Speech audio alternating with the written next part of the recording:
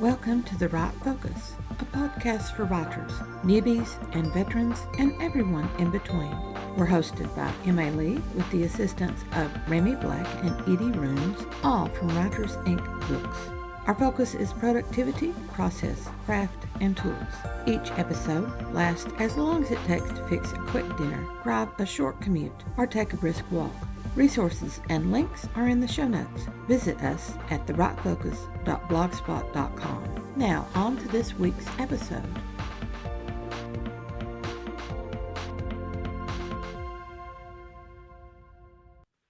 Why don't you introduce yourself to us, and then let's just talk about your writing for a little bit. Okay, all right. I'll be happy to do that. It was at 7, right? That's what time I had. Okay. Yes, we're early, but that's okay. That's fine by me. Yep. Okay. Hi, I'm Randy Overbeck, sometimes referred to as Dr. Randy Overbeck. I am a 40-year educator serving children as a teacher, college professor, and school leader. Actually, I ran school districts for 28 years as assistant superintendent and superintendent. Right. When I finished my career as an educator, I segued into my second act as a writer, using what I knew best about school, and I've been fortunate enough to have thus far 5 books published, all mysteries and thrillers, all centering around school. And I've been very, very fortunate that the books have won 12 national awards. I got 2 bestsellers among the group. I'm just thrilled to be at this place where I am right now. Congratulations on the awards and the bestsellers. That's fantastic. I consider myself very fortunate. I'm humbled by the success. I've been very pleased. Right. Now, when I conceived the idea for this series, it was about technology that writers use, Okay. and want to promote or want to steer people away from. So talk to me about the technology that you use and maybe technology that you try to stay away from. Well, I know a number of author friends who have used several technology tools, Scrivener, some of the other ones. I've by and large have limited myself to more basic tools. I did use a tool called Hemingway, which they don't, which is they didn't update which was a nice product that allowed you to kind of compare your work to some of what Hemingway thought was best writing. That was very helpful. But basically, I rely very heavily on Word, sometimes Pages. I'm an Apple guy, and then I also, of course, have quite a number of I use databases a lot, so I use Numbers or Excel to create a database to give me an outline or background or structure for what more complicated stories that I tell. Right. That's about it. In fact, I originally wrote by hand. I found that I could create better if I was writing and it was actually flowing on the paper. Uh, but I've migrated so that now, even when I start a new project, it starts immediately on the computer, and then kind of goes from there. I've kind of gotten used to that. The bad news is I never learned how to type, so I'm a hunt and peck, and that definitely throws a ringer in some of my efforts to get things done. Right. Hunt and peck, hunt and peck. Now I still do my first draft in longhand. Um, I You're not tried alone. I One tried of the like things that 3 years I've ago to go straight to the laptop, but it stifled me. And with pen and paper, I can fly. And it just comes flowing out. But the well, it has computer slows me down. I think it's because I it's used the computer for 30 years and I corrected things and I was yep. very analytical with what I was doing on the computer. And so the computer to me is more of an analytical side of my brain, whereas the writing with my hand is more the global creative side of my Creative brain. part. Yep. Hmm. Yeah, you're not alone. I do one of my one pieces of my brand. I do I have a podcast, very successful podcast called Great Stories about Hmm. great storytellers, where I take famous authors, directors, and poets. I do the research and then I reveal the unknown backstories about those writers that people know. And you will be happy to find out that you're in great company with Lee Child, the guy Oh, who created Reacher. right. Even now, in his whatever 24th book, whatever the book is, he writes the entire manuscript by hand Hmm. and then converts it to computer for the second time beyond. So Right. you're not alone. I found it difficult at first, and you are correct about the limits of technology because as you're working with the computer and it sees an error, it wants you to correct it right then and there. Hmm. So you have to be able to gauge yourself so that you can let that go and keep working with the thought you're trying to get on paper and then Hmm. eventually get it back. But you cannot deny how much easier it is. I work very, very hard on my word choice, and I do a lot of work with thesauruses and dictionaries, and that's way easier, I've learned, with a computer than it It was is. to get the book out. Okay. In my rough draft by hand, if I can't think of the right word as I'm writing, I just put a squiggle mark under it. And I know when I'm typing it onto my laptop, then this is the word that I didn't have the right one, and I need to go hunting for that one immediately to find I believe with Shakespeare, they say it the word perfect. And that's what needs to be there in that spot. And you just kind of know when you hit on that. So you go, Yeah. oh, and I do the same thing in my drafts as I'm going through. Sometimes I can't think of the word. Going, I know what that word is. So I just leave a little indicator on the document so it knows when I go back, Do which you I do use a lot. online thesaurus and online dictionaries to find that? Yes, but to be honest, the tool that's built into Word or Pages, either one, is Mhm. almost as good as the online thesaurus and dictionaries. Right. And they're much easier to use because you can simply slide up to the menu, collect it, or click it, and then the options appear. Hmm. It's not perfect. I have found myself going to a paper, either dictionary or thesaurus, depending on what I'm looking at, a couple times, but not often. Most of the time, I, uh, I I'm showing you mine. It's old and it's filled with words. Uh, and I can if I can't find it online and I can't find it in a thesaurus, I can find it in that book. yep. Um, And I still do a lot of research of books. So my latest project that is with an agent right now is a mhm, historical novel about the Revolutionary War, mhm. about the Culper Ring in the Revolutionary War. So I actually went out and invested in a book that gave me the words that were used at that particular time. So I could be careful. I had to be careful how to use that so you don't actually confuse the reader, but I made sure that I was using the word appropriate for the time when Right. it worked within the story, within the tale. To avoid anachronisms because somebody will always Right. tag you on your anachronisms, something Yep. that does not fit that time period, and it throws them out of the story, and it Right. ruins their enjoyment. Yeah, I found, this was my first foray into a historical suspense by other five books that are published, soon to be six, are all mysteries and thrillers.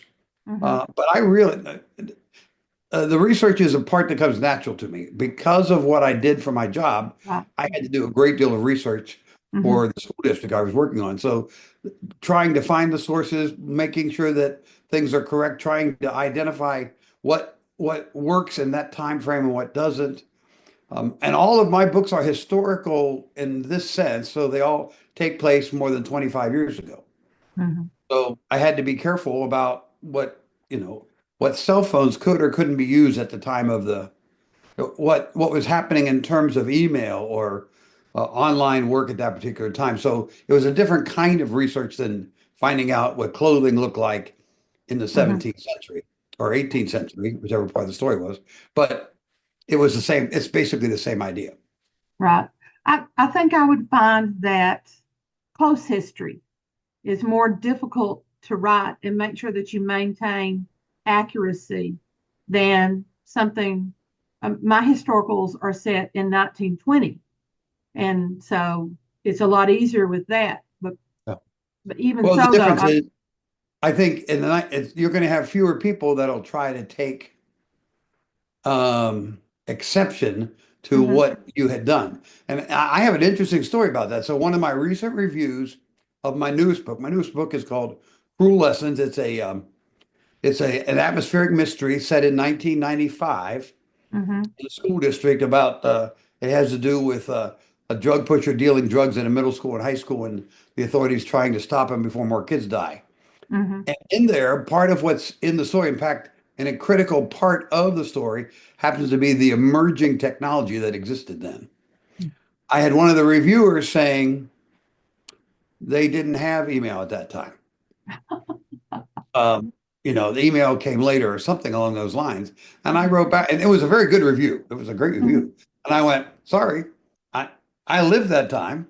Mhm. And this is exactly the way it was at that in 1995. I got notes to do that. So you're right. You wouldn't have gotten anybody saying, in 1920 they didn't do that dance or whatever whatever Yeah. part. Do you have any other technology that you use on a normal basis for your writing per se? Because I would like to get into your podcast in just a couple of minutes. Um, do I have any other technology? No, I think I'm kind of a boring guy in technology. Now, I do have all the social media, I do all of that Mhm. part, but that's all after the effect. It's not part of my Right. writing process. Hmm. My writing process, I pretty much focus on the time frame that I'm working on, Hmm. and whatever the story, however the story is unraveling for me in order to be able to tell the narrative. I beyond um, I have gotten to the point, to be honest, that I actually like doing the typing. And even though I hunt and peck, which clearly slows me down, the speed has come pretty well in terms of how I can get my thought out. Right. So that there's a decent match between those two. Now I'm often cussing at the keyboard because I'm hitting a daggone wrong key and stuff. So you wouldn't want to be in my office when that's happening. But generally, it's a positive experience. And I don't really, except for the ones that I shared with you, there haven't been a lot that I have found that helpful. I'm not Hmm. opposed to it, but when I tried out Scrivener, I think it was, or one of the others, I didn't find it to be that much more helpful than what I'm already using. One of the things that I've learned about me as a writer is that my storytelling is very linear. Yes. So I know other people can jump and they write the 30-second chapter later and stuff. I don't find, I've not found that easy for me to do. So, these the technology software that allows you to park this chapter over here and park this chapter over here, but that's not really been that's not really helpful to me because that's not how I roll. Um, so I think, like I said, when it comes to how I'm writing, it's probably this part of your uh, of your podcast is probably a boring part because I'm not using near as much technology as a bunch of. I agree with you that I can't write things out of sequence because there's too much that gets built into earlier scenes Right. that are just snippets that then develop fully into a later scene. And if I was writing the later scene, then it would have missed out on all those little small snippets that are coming in with this. And I did try once to write things out of sequence, but going back through and working all of that, it was almost like I was having to rebuild the entire scene. Yeah. The later, yeah, because of whatever developed earlier from that. So it was not helpful to me. It was more I trouble am than it was worth, right? right. Yeah, that's Yeah. kind of how I felt. I tried it once on my newest novel that's going to come out this summer. What actually happened, I was struggling with this one part of the story, and I thought, well, maybe if I do this other part that I kind of know where I'm going, uh, it didn't work. And now I don't want to give anybody, all the listeners, the wrong impression. I often have to go back through, even though I've written it linear, even though I'm keeping a very sequence in the mystery. There's many times when I'll go back and went, oh, I didn't know I put that there. Right. I, okay, I need to move that from place A to place B. Yes. Or I Yes. didn't, I crafted the characters different in the earlier version than when they reappear 12 chapters later. So those kinds of things I run into all the time. And I guess if you were using technology, it would help you, do that. And I have not, I'll create an outline. So I don't know if you do this or not, but I'm going through and I'm going, oh, gosh, I just put this in this scene. This only makes sense if I do X 10 chapters earlier. Where was that? Okay. So I have gotten into the habit of creating an outline that has the chapter number, page numbers, characters, just a very brief explanation of what's in that chapter so I know what Right. it's in. And so that way when I'm looking and going, oh, that's on page 54. Okay, now I'll go back to 54 and find that. Here he had a black hair, here's got blonde hair. He's got it. I had to make it consistent. So would I, if I had the technology that would do some of that for me, it would probably be easier. I'm But not I'm sure. not sure the technology does that for, Well, I I mean, mean, I you think can some look of at these, it, like the but Scrivener they, and some of the other ones, have systems that allow you more easily to create those kinds of supports. The problem right. is, I'm not sure the learning curve is worth it. When I was working a long time ago, we're talking 40 years ago, when Mhm. technology was first coming out, Right. and my secretary taught me something, which although the numbers are wrong, the principle is right. She said, if we do this, it's going to take me 6 hours to learn what I used to do in 6 minutes. But when Mhm. we're finished, I'll be able to do it in 6 seconds. Right. And that's kind of what technology is able to do. The question is, do I want to invest 6 hours to try to be able to lasso that? I haven't yet decided to do that. I might at some point, especially if there are three more. The agent wants me to have three more in the series with the historical suspense that I have. Hmm. So for those, it may become more important to try to look for some other ways to help support the outlining of the narrative. Right. Because especially with series, you have so many details that you have to maintain, and they have to be coherent and continuous throughout, um, as well as you have to show a small amount of growth book to book with a series character, or Right. show somehow that they're changing slightly as you Yeah, go like through, which is normal some, for people. right, some kind of character arc that goes from book to book, unless you're Lee Child. But other than him, everybody else has their character do a character arc. That's certainly me. In the four books, what will be four books in the Haunted Shore Mystery Series, he goes Mhm. from single to married to having a kid, and he goes from resenting the fact that he has the ability to see ghosts to embracing it. So there's definitely a character arc in the stories for me. Right, right. Now, what technology do you use to create your podcast? Well, when I had decided that I wanted to do a podcast, I did a lot of research and talked to podcasters and asked them, okay, what do you want to do? How do you do this?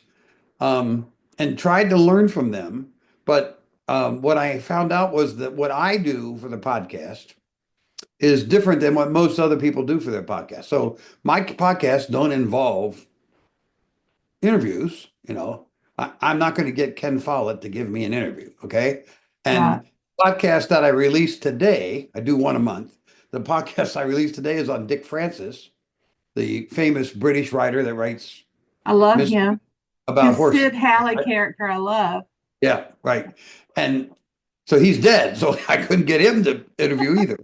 So Yeah. the technology that I use is limited to what I need to be able to uh, first record it, then secondly take the recording and make it into something that will work as a podcast, then uploading it to a podcast provider, and then going from there. So the answer to your question is when I didn't know how to do any of that. When I started, I just had this idea. I thought I didn't know did I want to do a video one? Did I want to do an audio one? Mm-hmm. And somebody had told me, well, video gets more users. You get, Yes. I'm not, I've not gone that far yet. So my intent was, well, I'll start with audio and eventually I'll do something video. Um, I had in mind that I would use covers from the author I'm featuring, or else snippets of movies or something. But there are all kind of copyright issues involved with that, so I've kind of backed off of that. So Mm-hmm. I only right now I only do audio. The podcasts are very short, 10 to 13 minutes. Mm-hmm. The whole intent is it's supposed to be a quick listen. I do to record them. I just simply, believe it or not, I don't have a microphone. I don't have, I use a very simple, but a fairly new iPhone that their own, the voice recording app or whatever that's called. Right. I upload that from that to GarageBand. Mm-hmm. I use GarageBand to add some music and to clean it up when I need to.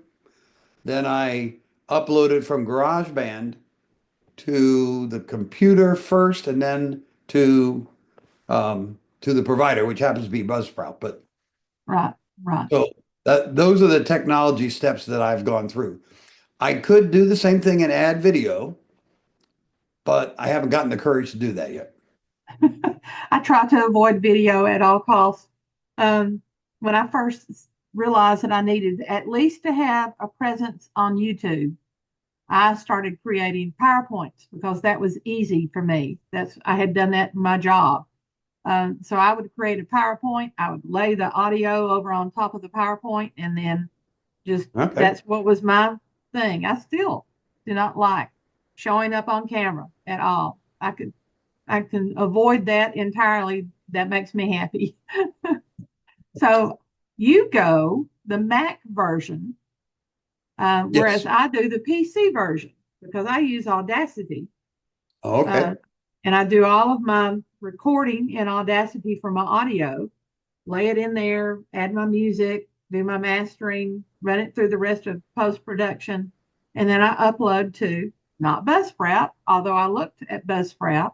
I went to Podbean, and I found that very helpful. And I remember reading about that. yeah, And they do an I think that might have been even a RSS feed little to cheaper other than Buzz. places as well.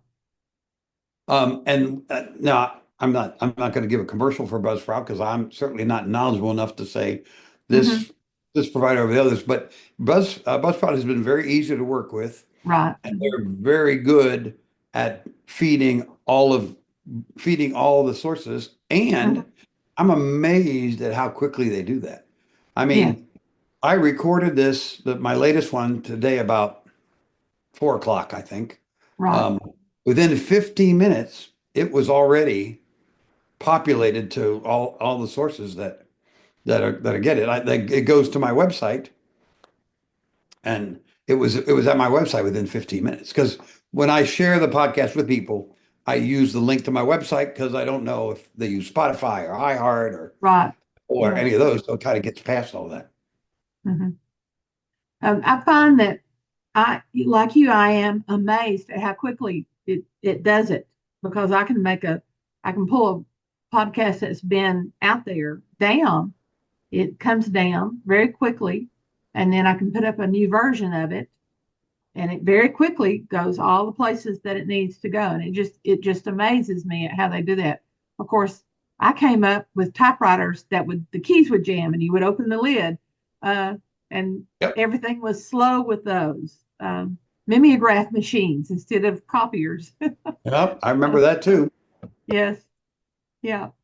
I remember You have standing there. blue on our fingers from at school. Yeah, We were, and if you ran a lot of copies, you would get high off the ink. yes, you could. Yep. On the fluid.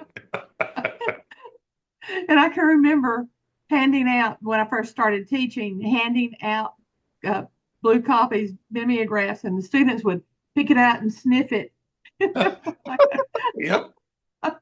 Now, what did you teach? I taught English, So did high I. school, high school English, Yep. and in my last 12 years or so, I also taught college composition courses. Okay. Uh, Well, we're pretty close. I taught high school and middle school English and reading. And then when I mhm. went to college, I taught reading and education courses before I switched over to administration and did and ran school districts. And I Yeah. liked every step along that way. Each one was wonderful. Well, I will think highly of you since you started in English. In fact, my first novel, Leave No Child Behind, the hero is a female English teacher who Yay!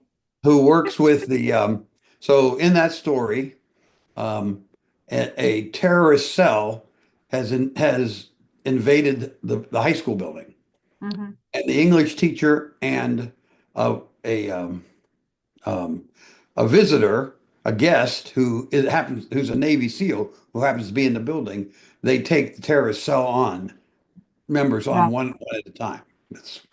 It did very well. It was Thriller of the Year when it came out in 2012. And what So was the name of that? Leave No Child Behind. Leave No Child Behind. I'll have to look that up. I've got one here.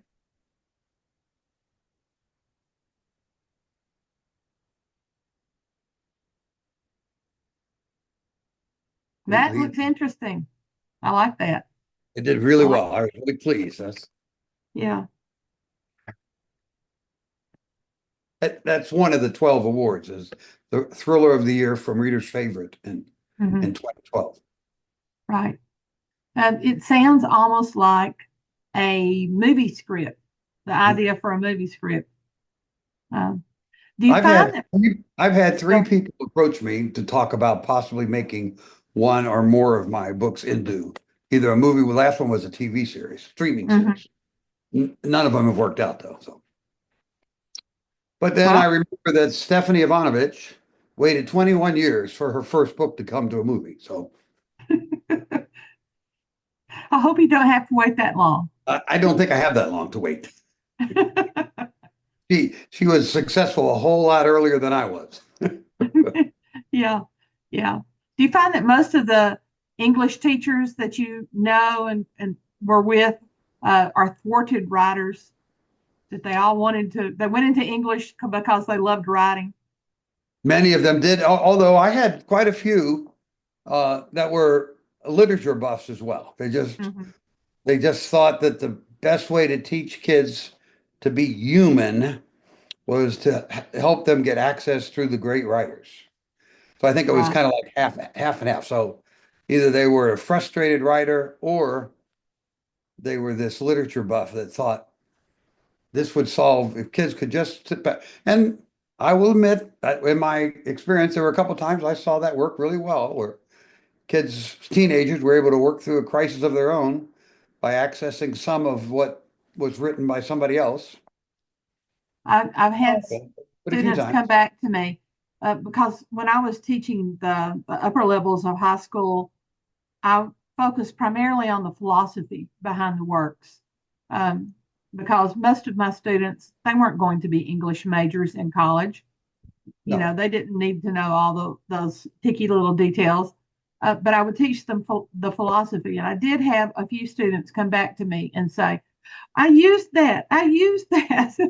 uh, and I was so happy because something had stuck and they were able to apply it to their life and carry forward with it. Yeah. The You'll appreciate this. So the my podcast actually grew out of my experience with my high school students decades earlier, because what I found that what when I was teaching literature, the literature part, the kids were just absolutely fascinated with the backstories of these authors, you Yes. know, but they would want to know, what about that? And I thought, if kids are interested in that, then probably adults would as well. So what I do is I do my research, and almost every author that I've researched has some kind of quirk, unique situation, something that's people don't readily know about them that I'm able to reveal in the podcast, along with giving tribute to what they were able to contribute to society or writing or literature or whatever, or how popular the books were or stuff like that. Mhm. It's Now, do it you want to promote?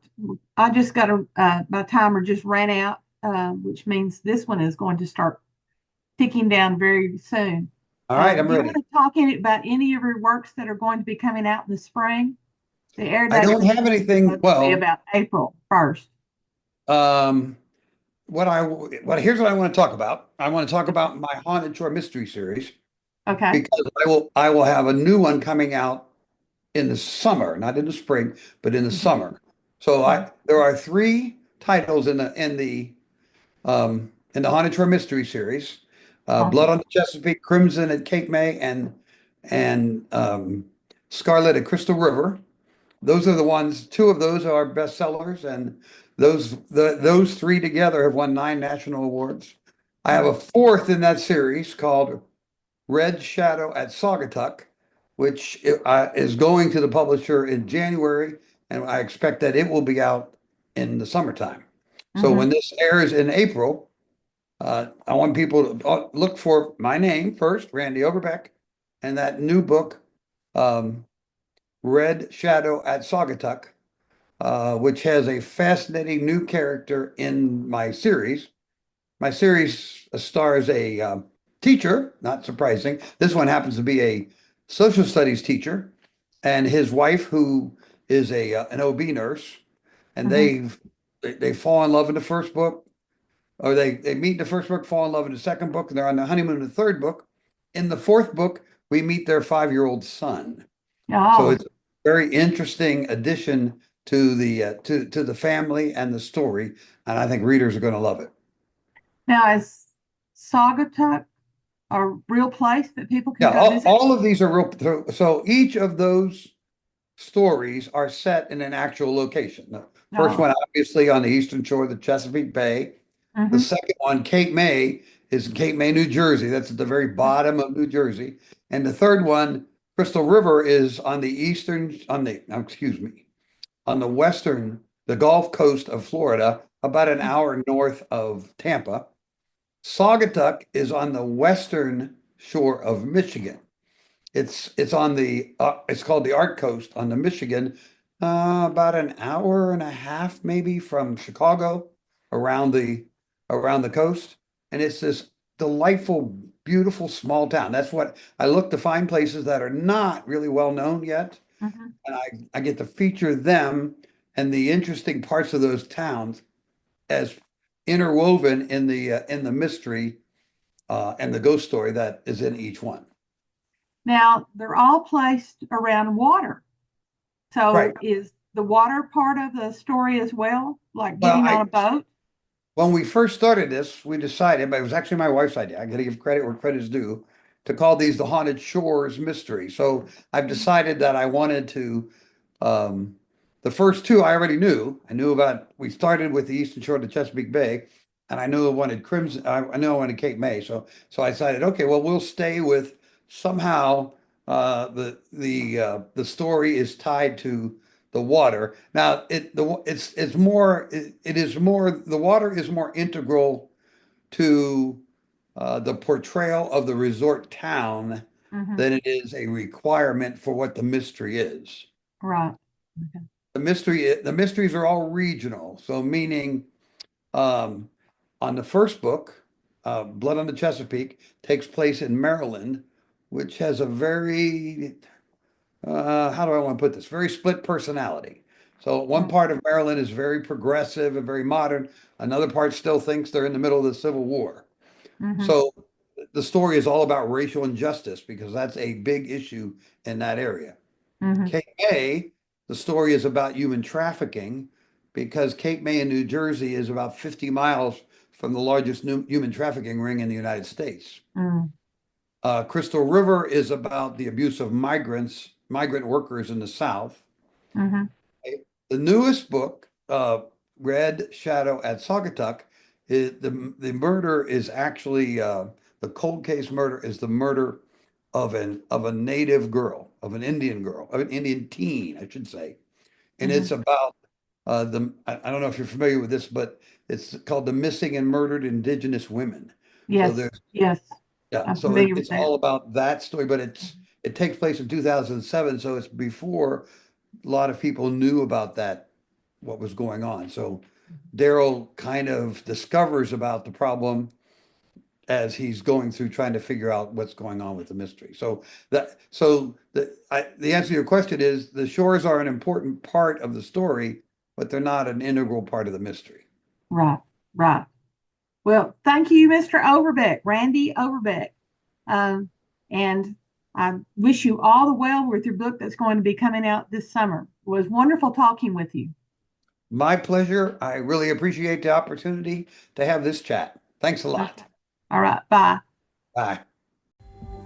Thanks for listening to The Right Focus, a podcast for writers at all levels, hosted by Emma Lee from Writers Inc. Books, assisted by Remy Black and Edie Runes. Our focus is productivity, process, craft, and tools. Music is licensed through Audio Jungle, called Background Music Loop. Its creator is Alexander Polishchuk, known on Audio Jungle as Plastic 3.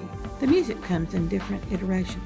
Show notes and resource links for this and other episodes can be found at therightfocus.blogspot.com. Write to us at winkbooks@aol.com when you have questions, comments, and speculations. We will try to answer you as quickly as possible. By the way, we will not mind your email address. That's rude. If you find value in our content, share with your writing friends or write a review. We're small beans here without the advertising budget of the big peeps, and you can make a difference. And whatever occurs, write on.